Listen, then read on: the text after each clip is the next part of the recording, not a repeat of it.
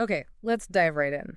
I want you to picture something that feels, well, almost impossible. Imagine a trout in a really fast mountain stream. Uh-huh. It's not getting swept away, right? It's just holding steady. Sometimes you even see them dart up a waterfall. How does that even work? Yeah, that image. It's so counterintuitive to our usual physics, isn't it?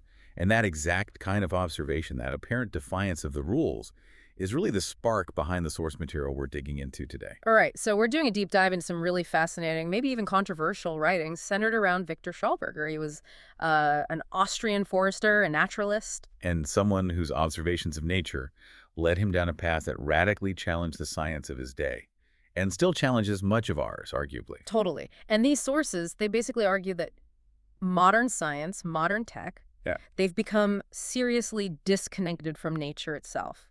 They suggest that by focusing only on what we can, measure and see directly, the physical stuff, Yeah. we've ended up mistaking the effects for the actual causes. And that this mistake is, well, leading us down a pretty destructive path for us, for the planet. Exactly. So our mission here really is to try and pull out the key ideas from this material. What was Schauberger's alternative view? What did he see that we're missing? How does nature really work, according to him? And, what can we learn from that? What have we forgotten? Okay, so let's start with the problem, as these sources lay it out. Our current approach, they describe how modern science got really focused on the physical, the observable. Right, developing a language and tools based purely on measuring and, well, manipulating what you can physically touch or see. And the argument is, in doing that, the language became super precise for describing, say, mechanical effects, gears turning, things heating up. But it became completely unable to describe what the sources call the true interconformities of natural law. It's like we got great at describing the symptoms, but lost the language for the underlying health or the actual process of life. Yeah, exactly. And this fascination with what they call hard-edge technology, this very mechanical science, has sort of blinded us, they argue, made us oblivious to natural energies, subtler processes. You don't even have the words, maybe, to describe things we might sense or intuit about how nature works. Right. And the consequences. The sources paint a pretty grim picture. They link this whole disconnect to both intellectual and physical decline in humanity. Yeah, they point to things like overcrowded hospitals, drug addiction, rising suicide rates as sort of societal symptoms of this deeper malaise, this disconnect. And, of course, the obvious environmental damage. Yeah. Ruined rivers, falling groundwater levels, sick forests, soil degradation. It's all laid at the feet of technology working against nature, not with it. There's this really strong quote in there calling our modern way of life, our self-created pseudoculture, a meaningless and incoherent monstrosity. Wow. Yeah. Basically saying it actively messes with nature's ability to support life. It's quite the charge. It really is. Which, okay, leads to the big question. If that's the critique, what's the alternative? How does nature operate according to these observations? This is where it gets, well, really interesting. And definitely challenges how most of us think. The sources say nature doesn't work by rigid, straight-line laws. Not like a machine. No, it works through rhythmical, reciprocal processes. And crucially, they say nature avoids fire, avoids heat for growth. It uses something else. Right. A biodynamic form of motion. Biodynamic motion. And they call this the biological prerequisite for the emergence of life. That sounds fundamental. It does, and they break it down into two basic types of motion, opposing types, really. Right. First, there's nature's way. They call it implosion or centripetal motion. Think inward spiral, like a vortex or water going down a drain, but in a very specific way. Right. Inward suctional. Exactly. It's sectional cooling. It concentrates energy and matter. And this motion, they say, decreases temperature naturally, builds they use this term qualogen. Qualogen, like life quality energy. Something like that, yeah. A vital potential. And this implosive motion generates uplifting levitational forces, creates energy for growth, for evolution. And get this, it reduces resistance to motion. Reduces resistance. Yeah. Yeah, that's counterintuitive to our usual experience with machines. Totally. Now contrast that with technology's way. Explosion. Right. Centrifugal motion. So outward spiraling. Yes. Pressure. Yes. Pressure-based, heating, dispersing, Think of an explosion or a standard engine, or even just throwing something outwards. It increases temperature, and critically, it increases resistance, they say, by the square of the speed. Okay, so the faster you push things that way, the harder nature pushes back, Yeah, essentially. that's the idea. And this centrifugal, explosive motion destroys nature's formative processes. It leads to breakdown, decay, degeneration, heat, friction, waste. So two totally opposite ways of working. One builds up, cools, concentrates, levitates. The other breaks down, heats, disperses, resists. Precisely. And the sources give some amazing examples to try and illustrate this. Let's go back to that trout. Okay, the fish in the waterfall. How does it do it?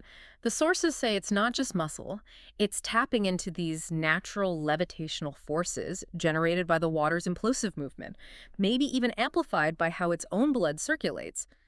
They mention a cycloid-spiral pattern, mirroring that inward flow. So the fish is somehow aligning with or using the water's energy flow. That's the implication. Or think about a snake moving through water. Okay. Schauberger apparently watched them closely. It's not just pushing back, it's this sort of wave-like double spiral movement. He saw that as a direct example of this energy pathway in action. Like it's carving a path of least resistance using this specific motion. Yeah. Or even, they say, a child on a swing. Think about it. You start with linear back and forth, but what does a kid do intuitively? They pump, they twist. Yeah. They make it circular, looping. Exactly. They transform that linear push into a looping, spiraling motion. The sources see that as like an innate human understanding of how to work with these energies. That's fascinating. What about non-living things? Good question. They talk about logging, how dense logs, like beech, which are heavier than water. Normally they'd sink or drag on the bottom. Right. But they describe these logs being transported down the center of cold mountain streams, especially at night or under moonlight. The time when, according to Schauberger, the water was fresh and lively, meaning more energized, more implosive. As opposed to during the day when the sun's heat makes it more tired and lazy, less able to carry things. That's the claim.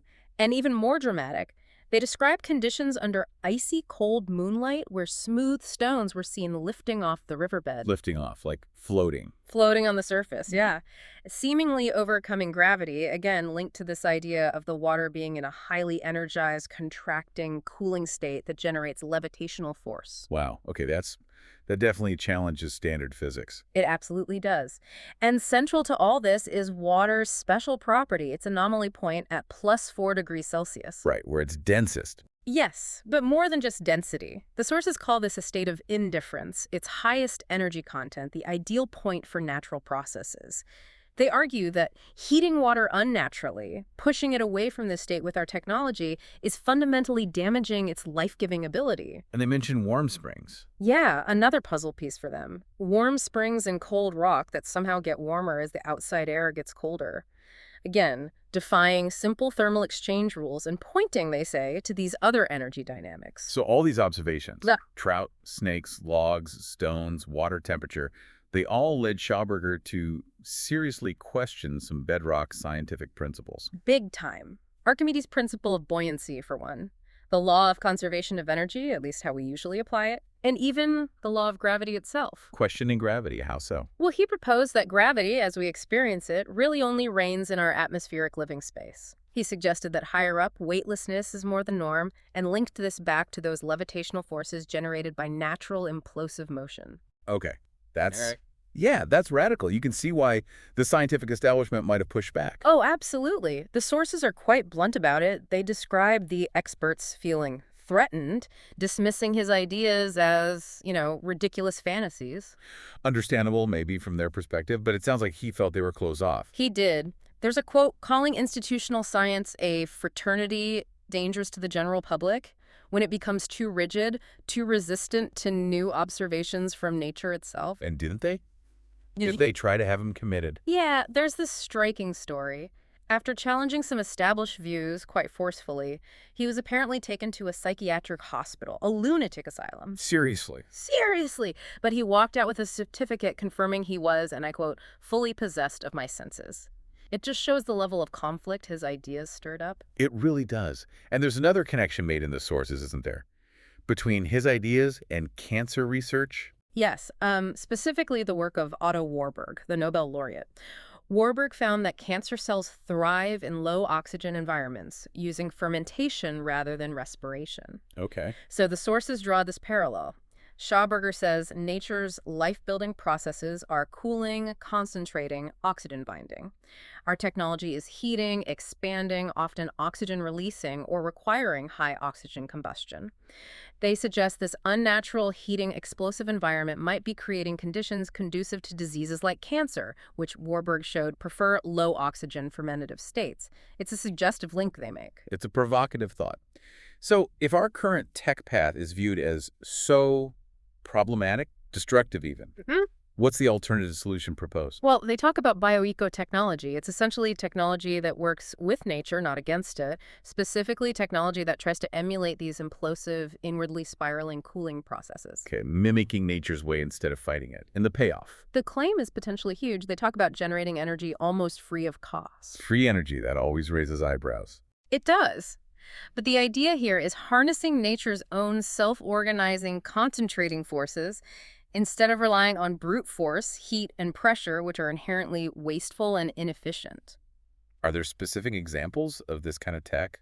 The sources mention machines Schauberger apparently designed or worked on, things called the repulsator or the repulsine. Repulsine. Sounds like repulsion. Right.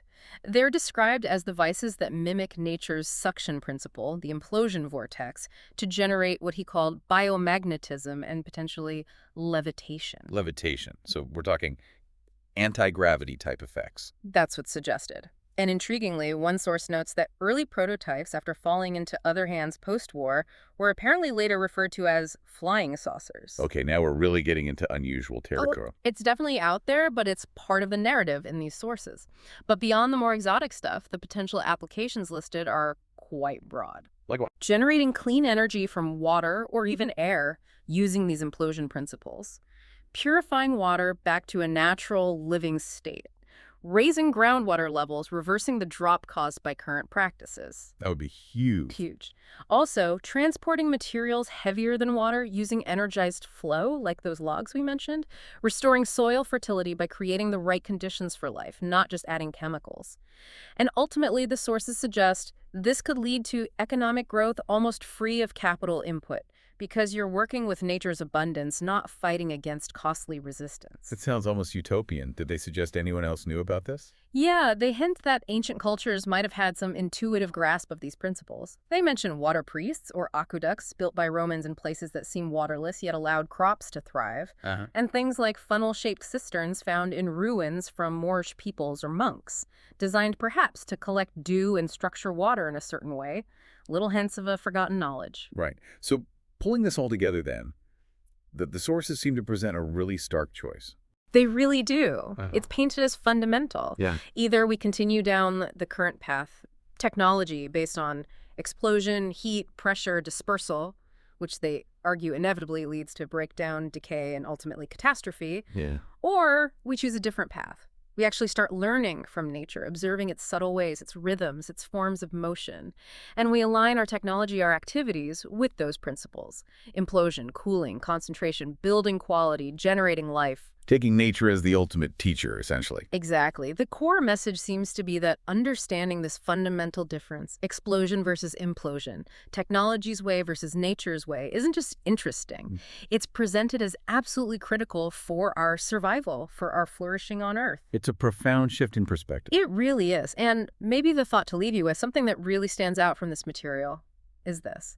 If life, as Schauberger observed and argued, truly arises from the original motion of water, this cooling, concentrating movement towards its vital plus 4-degree anomaly point, and our dominant technologies, our entire industrial civilization, are fundamentally based on doing the exact opposite, on heating, expanding, dispersing, increasing resistance. What does that really imply? What does it mean for the future of our civilization and our whole relationship with this living planet? That's definitely something to chew on. A very different way of looking at the world we've built.